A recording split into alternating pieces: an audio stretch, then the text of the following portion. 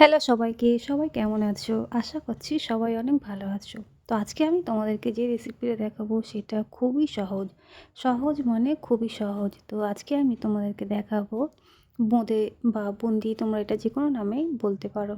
তো বেশি কথা না বলে চলো রেসিপি দিকে যাওয়া যাক। তো এখানে আমি দেখতেই পাচ্ছ একটা ছাঁকনির মধ্যে আমি এখানে ২ কাপ বেসন নিয়েছি। বেসনটা আমি একটু চেলে নেব। বেসনটা একটু চেলে নিলে ভালো হয়, কারণ বেসনের মধ্যে অনেক সময় একটু গোল গোল দানা দানা থেকে যায়।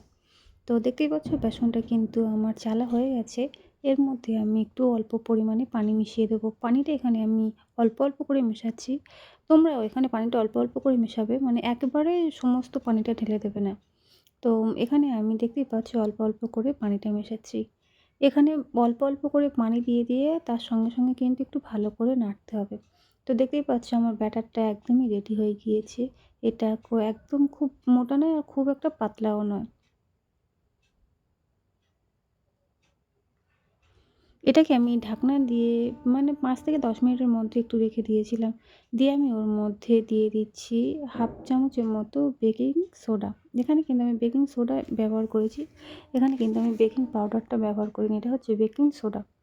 তো গ্যাসে আমি একটা কড়াইতে তেল গরম করতে দিয়ে দিয়েছি। দিয়ে আমি ওর মধ্যে একটা যে ওই হাতা হয়, ওই হাতাটা নিয়ে নিয়েছি এটা ফেলার জন্য। দেখতে পাচ্ছ আমি এটা কতটা উঁচু থেকে ফেলছি। তোমরাও ঠিক এইভাবেই করবে। জাস্ট হালকা হালকাভাবে নাড়লেই কিন্তু এটা হয়ে যাবে। হ্যাঁ, গ্যাসের ফ্লেমটা কিন্তু একটু মিডিয়ামে দিয়ে রাখবে। না হলে কিন্তু সব বোঁদেগুলো মানে পুড়ে যাবে আর কি। আর একটা কথা, প্রত্যেকবারেই কিন্তু তোমরা বোঁদেটা তেলের মধ্যে ছেড়ে দিয়ে এই যে ছাঁকনিটা দেখতে পাচ্ছ, এটা কিন্তু প্রত্যেকবারে তোমরা ধুয়ে নেবে। তো দেখো আমি হালকা হালকাভাবে ভেজে নিয়ে তুলে নিয়েছি। আর দোকানে যেরকম একটু লাল টাইপের হয় না, অনেকটা সাদা হয় অনেকটা লাল হয়, তো লাল করার জন্য এখানে আমি একটু শেষে একবার কি দুবারের জন্য এখানে আমি একটু ফুড কালার অ্যাড করে দিয়েছিলাম। দিয়ে আমি মানে ওটা দিয়ে ভেজে নিয়েছি। তো দেখতেই পাচ্ছি একটু লাল হয়েছে আর একটু হলুদ টাইপের হয়েছে। এরকম করলে একটু বেশি ভালো লাগে দেখতে আর কি।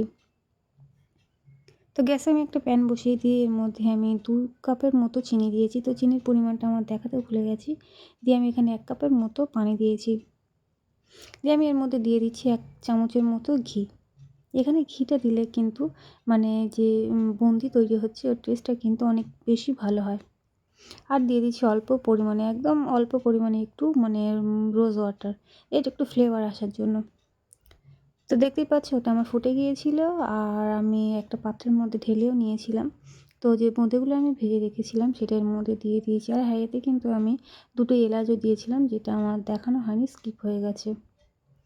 তো এরকমভাবে এটা এর সঙ্গে ভিজিয়ে রাখলে কিন্তু মানে বেশ ভালো হবে, মিষ্টি হবে, বেশ সুন্দর খেতে হয়।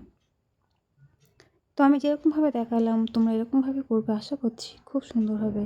আর এটা কিন্তু খেতেও সত্যিই অসাধারণ হয়েছিল। আশা করছি তোমরা এরকমভাবে ট্রাই করবে। আর কেমন হলো তোমাদেরটা আমাকে প্লিজ জানাবে। Thank you.